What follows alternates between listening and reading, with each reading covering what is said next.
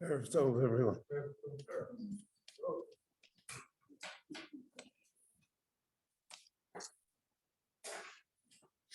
We read in the Mishnah in Avot, Kol Machlokas Shehi L'Shem Shamayim Sofa L'Yitzkayim.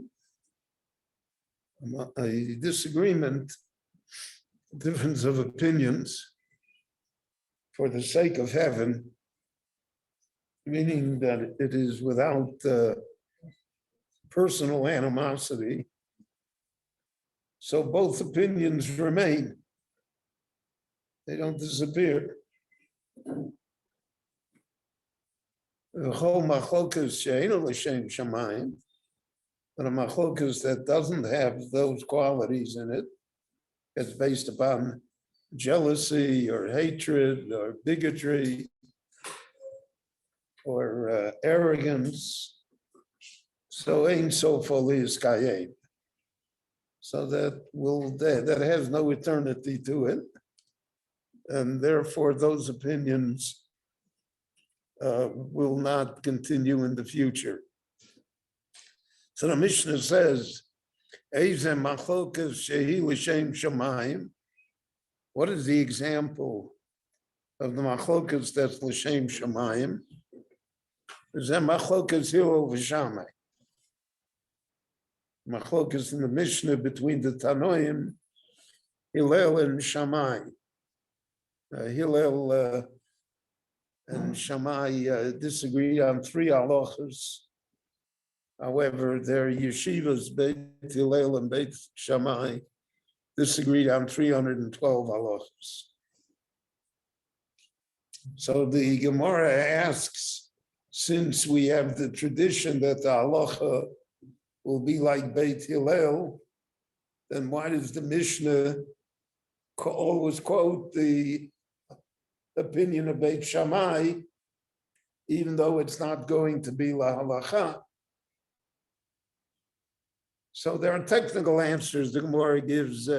You may need it in cases of emergency, that we can rely on the minority opinion.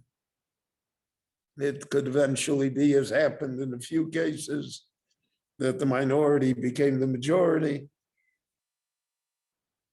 But what do we see from here? That there's a machlokas l'shem shamayim, that's Hillel and Shammai, because there was no personal animosity involved. And it did not become 2 groups in the Jewish people that opposed each other, but rather they were unified as the Prushim and the Tanoim. Eize machlokas she'eino l'shem shamayim. What is the example of the machlokas that is not l'shem shamayim? So the Mishnah says, "Zeh machlokas Korach v'Hadassah." It's the machlokas of Korach and his followers. So all the Meforshim asked the question that the Mishnah somehow is imperfect. When they wanted to talk about machlokas l'shem shamayim, so it named the 2 antagonists, Hillel and Shammai. When it comes to the machlokas she'eino l'shem shamayim, it only mentions 1, Korach v'Hadassah. It should say Korach v'Hadassah keneged Moshe v'Aaron.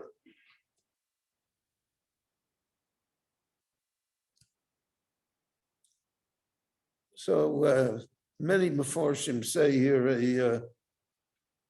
really an insight that I never talk politics here, but we see it played out in our own world and in our own situations.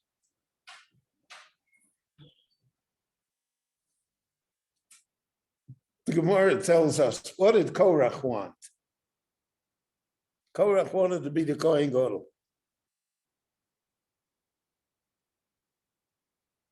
Moshe said, "V'Aaron ma'u kitzalinu alav."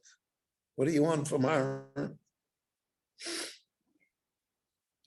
So there were three sons. There was Gershon, Kohos, and Merari. Those were the three sons of Levi. So the middle son, Kohos, took over the leadership of the Jewish people. So Kohos was Moshe and Aaron. Korach is also from Kohos. So he said, I'm the same Yachzon as Aaron. Why did Moshe choose his brother? You know, I'm his uncle, he should choose me. So he wanted to be the Kohen Gadol.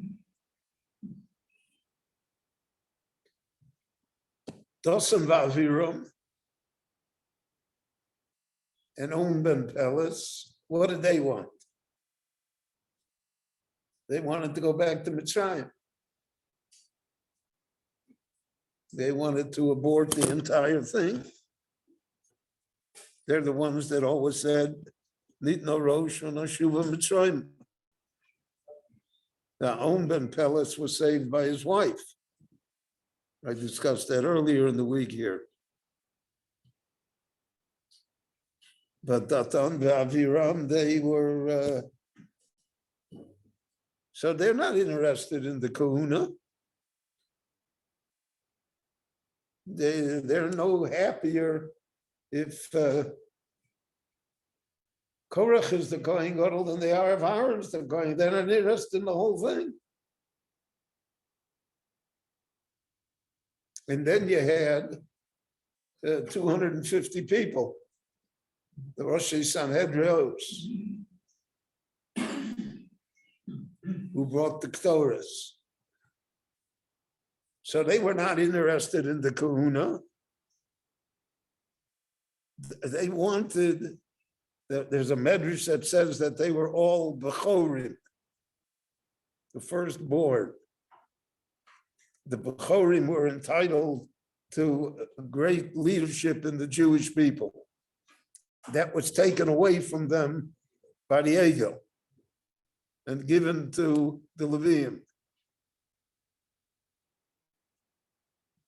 So they wanted that restored, that the Bechor should be entitled to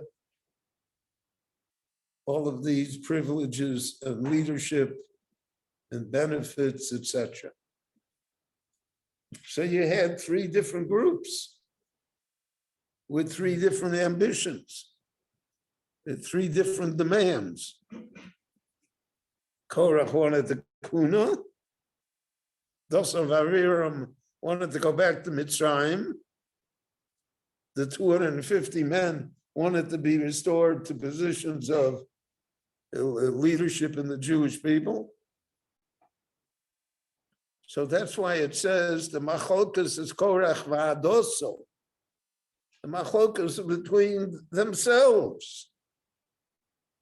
Moshe is just the focal point, but they don't agree on anything. They themselves are, so the only thing that unifies them is the hatred to Moshe. So that's Ein Sof Yizkayim. That won't last because there's no identical purpose that unites them. And anything that's united only in a negative purpose is Ein Sof Yizkayim. That's what the Mishnah means. If it's Ein L'Shem Shammai, it means that there's no positive purpose there. And no positive purpose, it would disappear, would fall apart. And the Abarbanel points that out in his parish, the Chumash, that Moshe addresses them. He says, Korach one thing, and then he says, but Korach, he says, Aaron Ma'uki Salinu Olav. Why do you complain about Aaron? And to Dosan Vaviram, he says something else. Rak Altim Rodu B'Hashem. And to the 250 men, he says to them, you're going to commit suicide. I'm telling you to take the Ketores. You know the Ketores is lethal.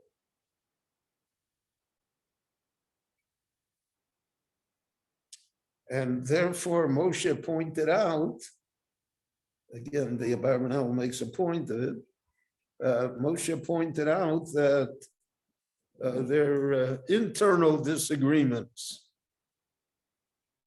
were of such a nature that it automatically creates a machlokas she'eino l'shem shamayim.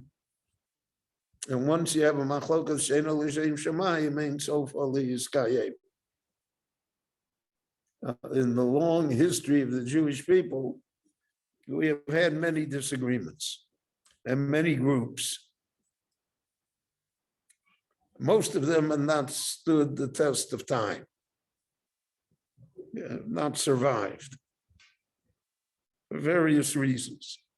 So sociologists, historians, philosophers can look at it and give reasons. But there have been different groups that have survived from the beginning.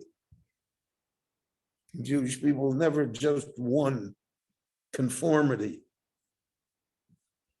So what made it so fully Iskayim and what made it Ein so fully Iskayim was the attitude involved in expressing the different opinions.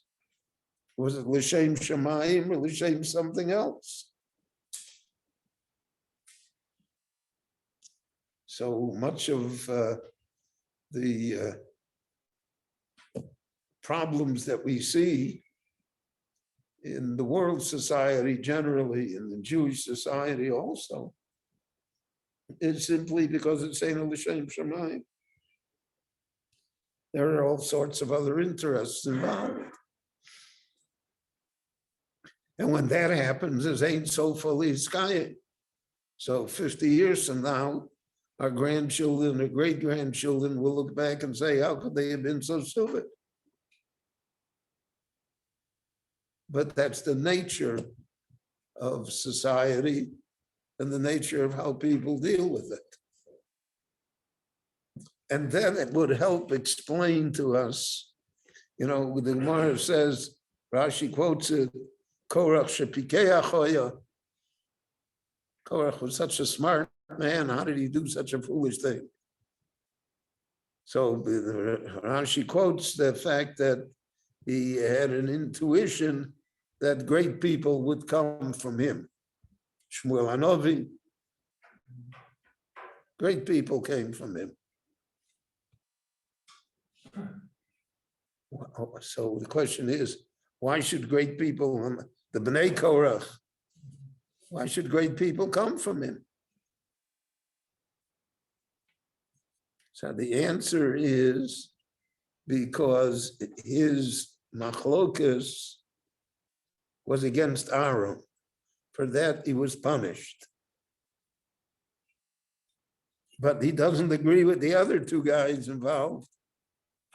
He doesn't agree with Dosan Vaviram. He doesn't agree with the 250.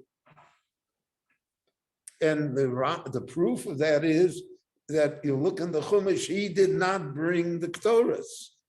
The only people that brought the Ketores were the 250. Dosan Vaviram didn't bring it because they're not interested in the Kahuna. Korach did not bring it because he's not interested in Dosan Vaviram. So that's the machlokas of Korach v'Adosa. The inner machlokas between them. That inner machlokas between them always leads to a machlokas she'eino l'shem shamayim, and therefore ein sofo lihiskayim. Rabbi Hanania ben Akashi Omer Rotza HaKadosh Baruch Hu L'zakel tzis Yisrael Leficha Yirbo Lahem Torah Mitzvot Shenemar Adonai Chavei Tzman Tzidko Yagdil Torah V'Yadi.